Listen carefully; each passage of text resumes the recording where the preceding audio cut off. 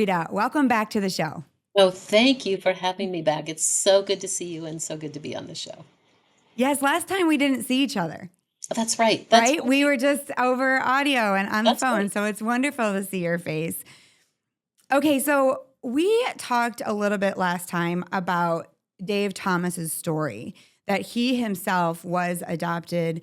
And his story is so powerful because it was just really one person in his life that forever changed his life. And he went on to start Wendy's restaurants. And I mean, he had such a successful life, but he credits that to being adopted, right? He does, and yet his adoption story wasn't an easy one. He lost his adoptive mother. She died when he was very young. His father moved from place to place frequently, so he was frequently moving, and he was raised almost exclusively by his grandmother Minnie, and that's the person who he really credits for instilling in him values and this drive to succeed. And so it points out that having that one person, whoever it is in your life, but a permanent person that he could always count on, was so important. So yes, absolutely, he credits adoption. Even though he didn't have an easy life as a youngster, he credits adoption for his success. I love that because it really tells us that you don't have to be a certain age to adopt to help an older child, right? Exactly. Some people might say, I'm too old, it's past my time, but that's not true. You can help and change a child. Stability is so important. And oftentimes, if they just find one to connect to, that's enough to get them to go on and be able to believe in themselves and understand how to live, right? How to connect to people and how to have a flourishing life. That's exactly it. And when you think about, particularly when we talk about adopting from foster care, the average age of a child in the US system right now is about 8. So you're not, there are very few infants that are in foster care. And there are 12-year-olds and 15-year-olds and 18-year-olds that still need that permanent family. And so when people are thinking about adopting, absolutely, age is almost irrelevant because, and particularly if you're thinking about an older child, you may have already had youngsters in your house and you don't want to do Mhm. diapers again, or you don't want to do midnight feedings again, or you may be a single parent that says, I'm much better with an older child that I can relate to at this stage in my life. So I think anyone that can commit to a child, that can think about what's best for me as well as what's best for this child, can then successfully begin to move through this notion of it doesn't have to be an infant. And we celebrate, believe me, we Mhm. celebrate when infants are adopted, when any child that needs a home, that's cause for celebration. But when you think about those 108,000 children in the US system and 30,000 in the Canada system who are waiting and who tend to be older, then that's where I think we need to dispel that notion that you have to be young, you have to be married, you have to be wealthy to adopt. Let's talk about age. At what age does it become more bleak for a child? I hate to use that word, but at what age is it like this is going to be way harder for them? We know from research that the day a child turns 9 in foster care and they have 9. been freed for adoption, that their likelihood of being adopted decreases significantly. Imagine any 9-year-old that you know, and they already begin to lose hope that they're going to have a family just because they're a little bit older as a child. That's what drives us the most, that no 9-year-old, 10-year-old should think, all right, I'm just going to have to age out of foster care and do this on my own. By 9, it just seems like they're so young still. But I think a lot of people ask me, can an older child attach? Can they come into my home and actually feel like my child? Yeah, it's a great question. It's something I think people really need to think about as they're thinking about adopting. And of course, look, children in foster care are there for a reason. They've been abused or neglected or abandoned. So they already have that first layer of trauma that they've experienced. Then they've been separated from their family of origin. No matter what the circumstance is, we all identify with our family of origin. And so there's another layer of trauma. Hmm. And depending on how long they're in care, they may move multiple times, or they may be rejected from a foster family and have to move to another family. Or when they move from school to school, they can't quite get settled because they know they might have to move again. So all of those layers of trauma combined with grief and loss that they feel as a result of what's happened to them can make them perhaps mistrust adults, can make them have some behaviors that they're just trying to understand who they are and where they fit, and it Mm-hmm. can come out in negative, what we perceive as negative behaviors, when they're really trauma-based behaviors. So yes, it may be tough at first for them to connect to an adult until they build a sense of trust, until they believe they're not going to be kicked out again, they're not going to have to move again, they may not have to change their name, they're not going to be abused again. It takes a while for that trust to develop, of course, given all that they've been through. But given that, and with a family that has support around them, a supportive Mm-hmm. network, every child can fit in a permanent family. Absolutely. What do you say to people when they say, I want to start the process? Because it's easy to say, okay, that's great. And you can change a life. But then also there's the side of being realistic, right? And so we always say on the show, it's like a fine line of educating and not scaring the person, right? And encouraging them, but not being unrealistic and delusional about how hard it might be. What is your advice on to tell somebody who is looking to start the process? It's such a good question, and I think it's come in with eyes wide open, but come in with your heart Mm, wide open too. So it's both, you know. It's the emotion and the intellect have to be working in sync the entire time. Because first of all, if you're adopting from the foster care system, you're dealing with a government system. You might be dealing with a private agency, but that private agency only has access mhm, through a government system. And so there can be challenges about return phone calls or even getting through to somebody when you just want to get information. So be persistent, do research about organizations in your area. What's the situation in my community? Do I need to reach out to a private organization, or do I need to reach out to the county children's services organization? And then really begin to understand, what are the steps. And the first step is a deep sort of self-analysis. What do I want in bringing a child into my home that has been in the foster care system? Do I want to have a sibling group? Am I willing to take a child that might have special needs? Do I have an age range that's non-negotiable for me? And that's okay to say that. You know, I'd prefer a school-age child, or I'd prefer a teenager, or if at all possible, I'd prefer, baby to toddler. You can make those wishes known. It may take longer for that baby to toddler stage, but mhm, understand what's going to be best for you, because that's going to be what's best for the child. And then understand what the agency requires you to do, because there are some steps that a new potential parent needs to go through. Do I need to foster first and then adopt? Some agencies prefer that you become a foster parent so that you can understand all the ins and outs of what happens in this foster care system, and where the resources are, and how to work with my social worker and the courts and all of those institutions that I'm going to be confronted with through fostering. But many don't make you do that. You can come in as a potential adoptive parent. Either way, you're going to need to go through some specified classes.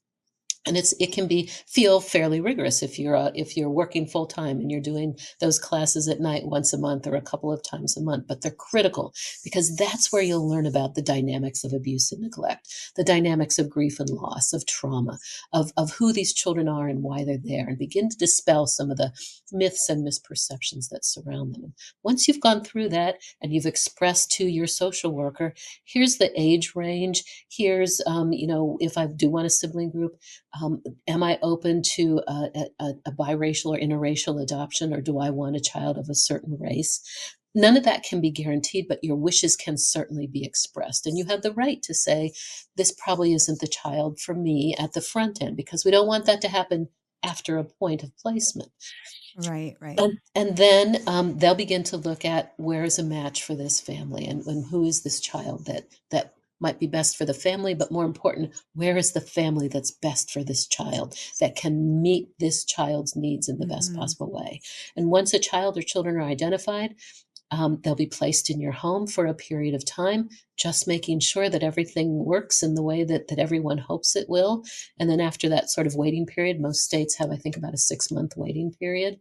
Then it'll move toward a finalization in the courtroom, when this family becomes a legal family, as if that child had been born to them. So I think it's equally important that a potential adoptive parent understand, this child, you can't think of this as, well, you know what, this didn't work out, so I probably should give the child back. They're used to the system. That cannot happen to that child. We can't put mhm, that child through that trauma again of being rejected. So it's a series of steps. It can seem at times burdensome or overwhelming, but I think the more that you do your upfront research, ask to be connected to other adoptive families so that you can talk about their experience, get connected to a network if the agency offers them of a group of adoptive or foster parents so you can begin to Mhm. build that network around you that understands what you're doing, and look to the your existing network, your family, your faith community, your place of employment. Can you build that supportive network around you too and have them understand why you're doing this and how can they be supportive of this amazing step that you're taking, but that takes perhaps the same kind of work that when a baby's born, you hope everybody surrounds you Mhm. with help and dinners and advice on how to take care of this new baby.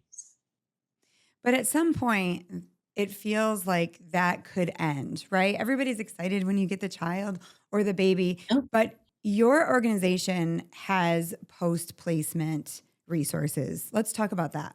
yeah, and look, in all honesty, again, these are children that have experienced so much in their young lives that it might be fine for 6 months or a year, and then they begin expressing doubts or fears or evidence of perhaps depression or questioning or acting out behaviors because certain points can trigger that trauma again in them, Mhm. particularly when they finally feel safe. Then they can express perhaps some inner feelings they haven't been able to express. So it's critically important for every adoptive family, whether they come through the Dave Thomas Foundation for Adoption, Wendy's Wonderful Kids Yes. program, or any other program, that before that adoption finalizes, or even better than that, while they're going through this process of learning from the agency, help me understand where are your post adoption resources? How do I get connected to those before I finalize my adoption? So that once I finalize that adoption, if I need counseling, if my child needs therapy, if I just need a network of folks to begin to talk to, here's what's happening in our family, what's happening in yours, get connected to those resources immediately. Sometimes families feel like they've failed if suddenly something starts happening and they think, well, I should be able to handle this. Why can't I handle this? And that tension begins to mount between parent and Mhm. child. And they think as adults, perhaps they've failed somehow. To the contrary, asking for help is a sign of success. Help me make sure that this child and I can continue to thrive in the environment that we're both in. So yes, we've begun to build a robust connection with agencies that provide credible and valuable post adoption resources for families who do adopt. I think that is so important. I think it's really important to recognize that you are getting involved in a child's life that needs healing. And that's a lot different than biological children. And I think often people say, hey, what's one more? I'll add him to the gang. I have room, I have love, I have even finances. But a lot of times those things aren't what the child needs. And so, what you are committing to is the healing for a child. And that looks different. And you have to find a community of people, like you said, that understand that. And I have one little bit of advice for you as well. It is important you find a community that is solution based. Noah and I have gotten involved in groups. And yes, do they understand where we're coming from? Can we all gather around and talk about how hard this is? Absolutely. And you need people to understand you. But if you have no solutions, then you're only getting together to bring your problems to the table. And that's not enough for the child. You might feel better as you walk out, but the child needs solutions. We have to find the right doctors and therapists and the triggers. You have to be aware of them as the mom, right? As the dad. You are looking out for that child. You're talking through things and you recognize that this is a commitment to helping this child just become healthy and really being an instrument in their healing. If you're committed to that and you understand that that can be really hard, especially as the safe parent, then I think already you have an advantage. You're going into it in the right mindset that you want to be a part of life-changing healing. Wouldn't you agree with that? Well, absolutely, and you said it brilliantly. I don't have anything to add to that other than Well, we it's can a end the interview. it's a lifelong process. And think about if let's imagine you adopt a child at age 9, but they've been in foster care for 4 or 5 years before that. There may be a point in their adolescence when everything else that an adolescent is going through, of course, defiance and challenge and learning and craziness that the hormones and and their brain is still developing. Now add to that layers of trauma, and you may Mm-hmm. see things in adolescence that are sort of teenager activities on steroids. And at that point, as Americans, we're not real fond of teenagers to begin with, but you begin to see acting out behaviors, and you think, okay, now what do I do? So it's critically important to have, for example, we provide a grant to an organization that is training across the nation therapists to be adoption competent. It's one thing to grant a Yes. therapist, but they have to understand this dynamic of adoption, foster Mm-hmm. care adoption, grief, and loss. Otherwise, it's like going to a podiatrist for a heart issue. You need to get a therapist that understands. So do that research again ahead of time, so that Mm-hmm. when perhaps you have an adolescent that's going through maybe some challenges you hadn't anticipated, you've got someone that can immediately begin to help you with that. So yes, you said it brilliantly. Yes, I agree with this too. Adoption competent. We talk about that a lot. I also talk about pediatricians that understand trauma. Yeah. I say this when families bring home children that have been exposed, that they kind of want to be like, this is great. Everything's great. Pediatrician says they're great. Go to an NAS pediatrician. Go to one that understands what they're looking for your child. This is not so that you can go there and the pediatrician can be negative or the counselor can be negative. This is so that you can get help early. They see it earlier because they know what they're looking for. I emphasize this all the time, but it's so important that you get the right professionals, not only a professional, and maybe your 3 other children that you have at home that are your biological children, they did great with these counselors or pediatricians. This is different. And I just want to emphasize that because, like you said, in the world we live today, we don't like teenagers. That's so funny that you said that. I love teenagers. I'm Me just not too. sure that I'm going to love mine. Because mine are a little bit difficult when they live with you. But yes, it's hard when you live day in and day out with all of these different emotions and all these things going on. And I think it's hard because often people want to paint a really wonderful, perfect picture. And let's throw that away for a second because that doesn't matter. That's about us wanting something for ourselves, right? And this is not about us. This is about the child. And I feel like sometimes even with my kids, and I'm in the adoption community, your child will do something at church and you're like, oh my gosh, what is everybody going to think about me? That doesn't matter. Go around your community because they get it. They understand. And they know that trauma looks different for so many different children. And this isn't your fault. You're not failing. You are just trying to figure out the answer for help.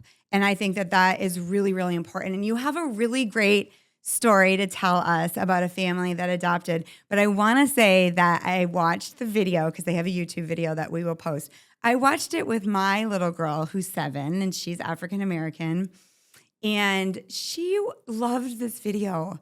It just touched her heart so much that there would be children asking for parents and not getting them, that they would be waiting and waiting. Like that concept, this little 7-year-old was so massive. And so she was so happy to see that she got a family. And you're going to tell us all about her, but you have to watch the video because it's so heartwarming. I love that, and it is about for kids, about a sense of justice, right? Children have an innate sense of justice, and Mm-hmm. when they see that for some reason another child isn't able to experience that, it impacts them greatly.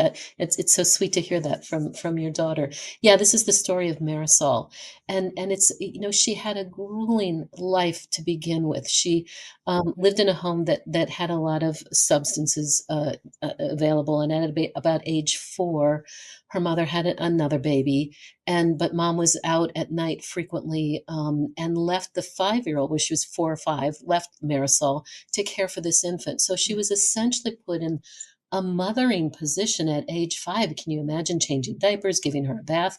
Not only the risks that could happen there, but just this inordinate sense of responsibility for this little person. Well, at that same time, then the agency became aware that this was happening, took her and put her in foster care. From age 5 to 12, she was in foster care. No one came, and she had been freed for adoption. No one came forward to say, Marisol looks like the child from my family. I look like the family from Marisol. At age 12, she went into group homes and stayed in group homes until she was 18. So from 5 to 18, nearly 14 years, she was in foster care when someone should have been advocating on her behalf to move her into a permanent home. Because as she grew, and you'll see this in the video, she kept thinking, well, okay, I'm just never going to be adopted. No one wants me. No one cares enough to help me find a family, until the foundation's Wendy's Wonderful Kids program came along. And within a very short period of time, at age 18, she was placed with a family that had stepped up to just become a resource family for her, sort of a mentoring family, and grew to love her. And so this match then turned into an adoptive family, and she was adopted at age 19. She's a brilliant Mm. singer. She loves to sing. She didn't believe that she was going to go anywhere. She graduated from high school. She learned how to, she got her driver's license. She's headed toward college, and she just has this lovely singing voice. And now she sings with joy rather than with maybe a sense of melancholy about, okay, I'm in this world on my own. It's just an amazing story of what's possible, but also that there is hope in this, what can be a bleak picture of children who suffer in their families of origin or suffer in foster care. But we all have an answer to that. If you can't adopt or foster, you can learn about it. You can help Hmm.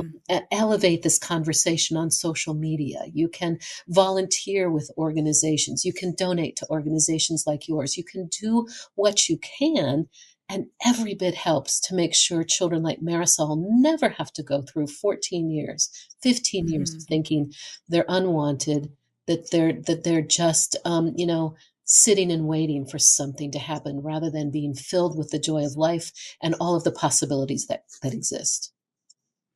I love that you said that. Everyone can do something. And I think it's really important to say that, we are in the church community, and often it's kind of put in a box like, oh, these people do foster care. These people are adopted. But everybody can do something.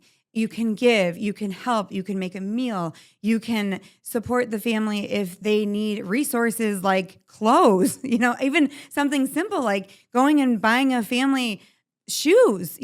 Little things will change a family's life. I want to talk about the mentoring families. If somebody's listening and they say, I don't know, it's a big step for me to just say yes to foster care, but how can I become a mentoring family? Yeah, check with your local organization, depending on where you are, and ask about, help me understand. Do you have an opportunity for me to help mentor a child, to be a guide for a child, sort of a big brother, big sister situation, that I will be I'll be a trusting, caring adult in this child's life.